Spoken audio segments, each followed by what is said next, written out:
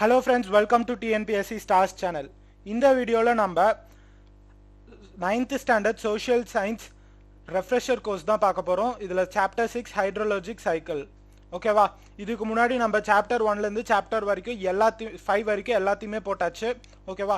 இப்போ வரைக்கும் நீங்க அந்த chaptersலாம் பார்க்கலைனா அதுக்கு ரெண்டே ரீசன் தான் இருக்கும். ஒன்னு நீங்க அதை ஆல்ரெடி ஃபில் பண்ணியிருப்பீங்க, இல்ல அப்படின்னா நீங்க சப்ஸ்கிரைப் பண்ணாதது தான். நீங்க சப்ஸ்கிரைப் பண்ணாததுனால தான் உங்களுக்கு அந்த வீடியோஸ் முன்னாடி வர மாட்டேங்குது. ஓகேவா? நிறைய பேர் வந்துட்டு கமெண்ட்ல இந்த வீடியோ போடுங்க அப்படின்லாம் கேட்குறீங்க, பட் ஆல்ரெடி அந்த வீடியோஸ்லாம் போட்டாச்சு. நீங்கள் சப்ஸ்கிரைப் பண்ணிங்கன்னா உங்களுக்கு ஆட்டோமேட்டிக்காக வரும், இல்லைன்னா வர வாய்ப்பு இல்லை. இதெல்லாம் மெயினாக கேட்குறவங்க வந்துட்டு பார்த்தீங்கன்னா சப்ஸ்கிரைப் பண்ணாமல் தான் இருக்காங்க, அவங்களுக்கு தான் மெயினாக இதெல்லாம் வரதில்லை. ஓகேவா? ஸோ தயவு செஞ்சு சப்ஸ்கிரைப் பண்ணிக்கோங்க இன்கேஸ் சப்ஸ்கிரைப் பண்ணல அப்படின்னா. ஓகேவா? Okay, let's begin. ஸோ இதில் வந்துட்டு 6th சாப்டர் ஹைட்ரோலாஜிக் சைக்கிள். இதில் வந்துட்டு நம்ம ஸ்டூடெண்ட் ஆக்டிவிட்டிக்கு போகலாம். ஓகேவா? Student activity, group discussion on where agriculture or industry water is used properly. ஓகேவா? இது வந்துட்டு ஒரு group discussion. நார்மலாக இது வந்துட்டு இது யூஸ் அக்ரிகல்ச்சருக்கு இது யூஸ் பண்ணுறாங்களா இல்லையா அப்படிங்கிறது. ஓகேவா? apart from drinking, water is required for domestic agriculture, industrial purposes, etc. Water is very essential for carrying out almost all economic activities. ஓகேவா? ஸோ வாட்டர் அப்படிங்கிறது ரொம்பவே எசென்ஷியலான ஒரு விஷயம். இப்போ வந்துட்டு வாட்டர் இந்த குரூப் ஆக்டிவிட்டியோட ஒரு ஜஸ்ட்டு தான் நான் கொடுத்துருக்கேன், அதாவது எப்படி நீங்கள் இதை பிகின் பண்ணலாம், ஆரம்பிக்கலாம் அப்படிங்கிறது. ஓகேவா? மெயின் கண்டென்ட் என்னவா இருக்கலாம் அப்படிங்கிறது. ஸோ வாட்டர் பார்த்தீங்கன்னா ட்ரிங்கிங்கை தவிர நம்மளுக்கு டொமஸ்டிக் ஆக்டிவிட்டீஸ் வீட்டுக்கு தேவை, அக்ரிகல்ச்சருக்கு ரொம்ப முக்கியம் இரிகேஷனுக்காக, அதுக்கப்புறம் இண்டஸ்ட்ரியல் பர்பஸ்க்காக தேவை, எல்லா ஃபேக்ட்ரிஸ்க்கும் வாட்டர் கண்டிப்பாக தேவை, எக்ஸட்ரா. அண்ட் வாட்டர் வந்துட்டு நம்ம டெய்லி இதை கேரி அவுட் பண்ணுறதுக்கே ரொம்ப இம்பார்ட்டண்ட்டான ஒன்று. ஓகேவா? ஸோ இப்போ பார்த்தீங்கன்னா நிறைய கண்ட்ரீஸில் வாட்டர் வந்துட்டு ஸ்கேர்ஸாக இருக்கும், அந்த கண்ட்ரியோட எக்கனாமியவே அது அஃபெக்ட் பண்ணும். ஸோ வாட்டர் நல்லா இருந்துச்சுன்னா தான் அந்த கண்ட்ரியோட எக்கனாமியும் நல்லா இருக்கும் அப்படிங்கிறத நம்மளால சொல்ல முடியும். ஓகேவா? அதுவும் மெயினாக இந்தியா மாதிரியான அக்ரிகல்ச்சர் பேக் போன் கொண்ட ஒரு நாடுக்கு வாட்டர் அப்படிங்கிறது ரொம்பவே முக்கியம். ஓகேவா? ஓகே, ஸோ இந்த மாதிரி பாயிண்ட்ஸ்லாம் நீங்கள் போட்டு இந்த குரூப் டிஸ்கஷன் பண்ணும். ஓகேவா? ஓகே, அடுத்தது பாருங்க.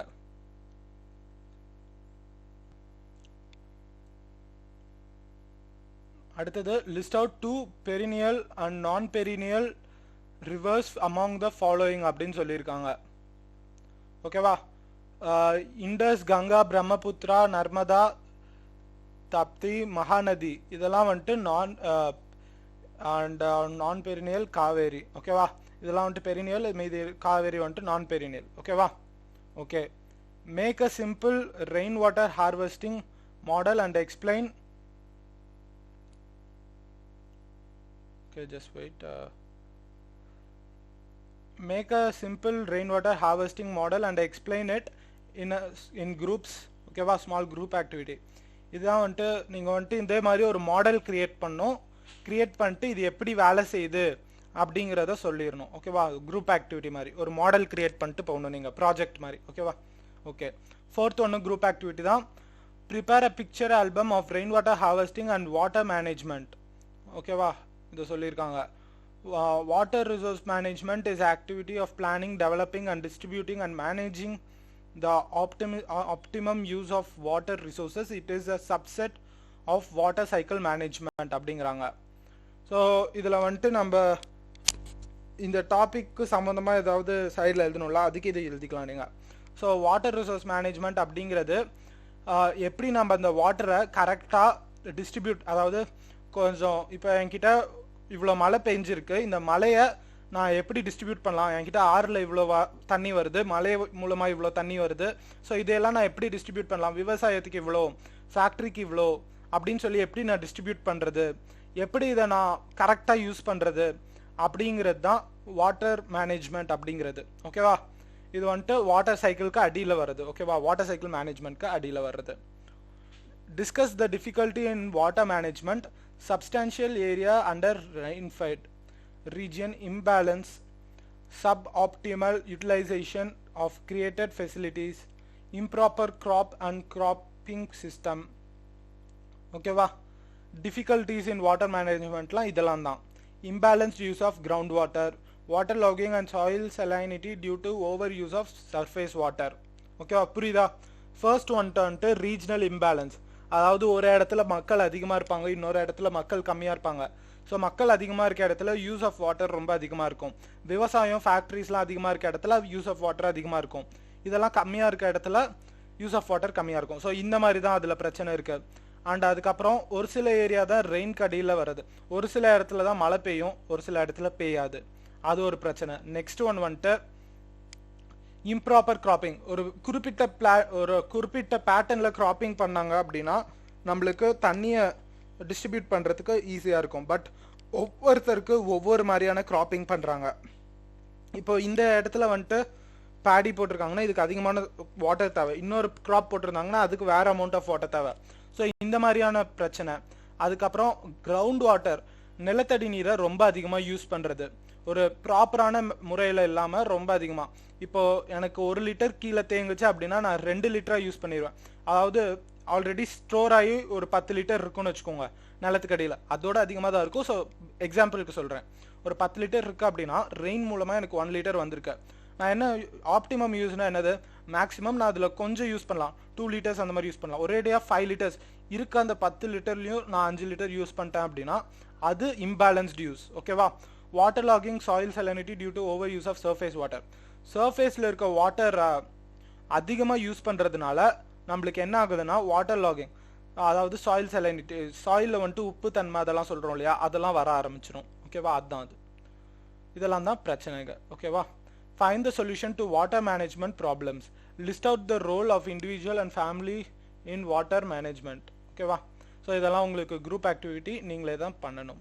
ஓகே, நெக்ஸ்ட்டு எவாலுவேஷன் பார்ட் போகலாம். fill in the blanks. ஓகேவா? the amount of fresh water in the earth, right, the amount of fresh water in the earth is 2.8%.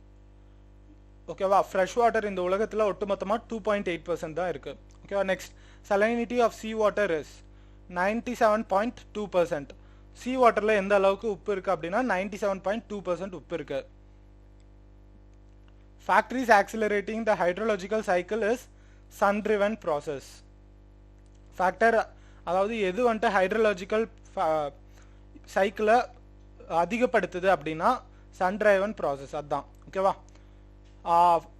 About 71% of Earth's surface is covered by water. In this, 28% found as fresh water, 92% as saline water in seas and oceans. ஓகேவா?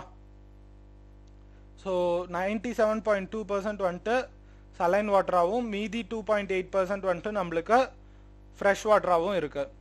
Fifth one, the main factor preventing soil erosion is runoff. Dash is the main factor affecting the rate of evaporation. Temperature is the main factor affecting the rate of evaporation. Okay va? Choose the correct word from the following. The process of converting water vapor into water is known as dash. The process of converting water vapor into water is known as condensation. The transmission of water from liquid state to gaseous state is known as evaporation. Okay va? The process by which water content in the plants are released into atmosphere in the form of water vapor is. The process by which the water content in the plants are released into atmosphere in the form of water vapor is transpiration. Okay va? Next, flowing water that is pulled by gravity across the land surface is called runoff. Water penetrating through the soil at the surface of the ground is termed as infiltration. Okay va? Okay. Okay, இதோட உங்களுக்கு 6th சாப்டரும் முடிஞ்சது. Thanks for வாட்சிங். ஓகேவா? Okay.